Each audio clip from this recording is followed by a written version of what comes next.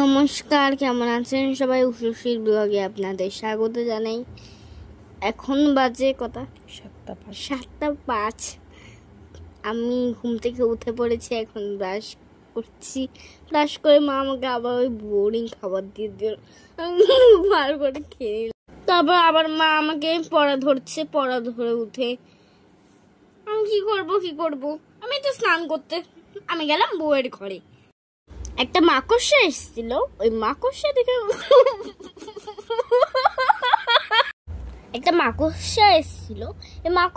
আমি খুব ভয় পেয়ে গেছিলাম।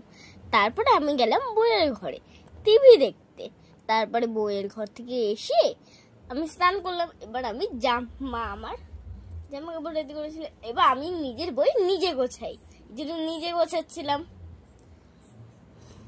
এবার আমার মা আমাকে স্কুলে যাবার জন্য চুল বেঁধে দিচ্ছিল, এই জন্য আমি চুপচাপ দাঁড়িয়েছিলাম, নয়তো মায়ের বকুনি খেতে হবে।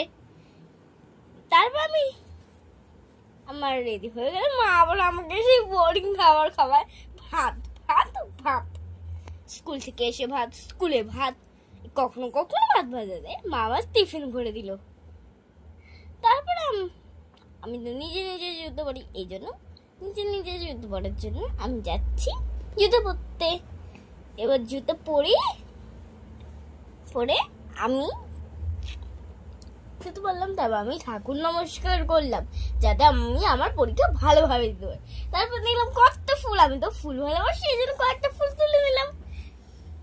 এটা তুলেছিলাম রমান্তির জন্য। এটা আমাদের স্কুলের ম্যাম না, এটা আমার বন্ধুর মা। আমি বন্ধুর মাদের আন্টি বলি। তারপরে মায়ের সঙ্গে কথা বলতে বলতে মায়ের মাথা খেয়ে আমি চলে গেলাম আরেকটা ফুল নিয়ে। তারপরে ফুল নিয়ে একবার গন্ধ শুকছিলাম।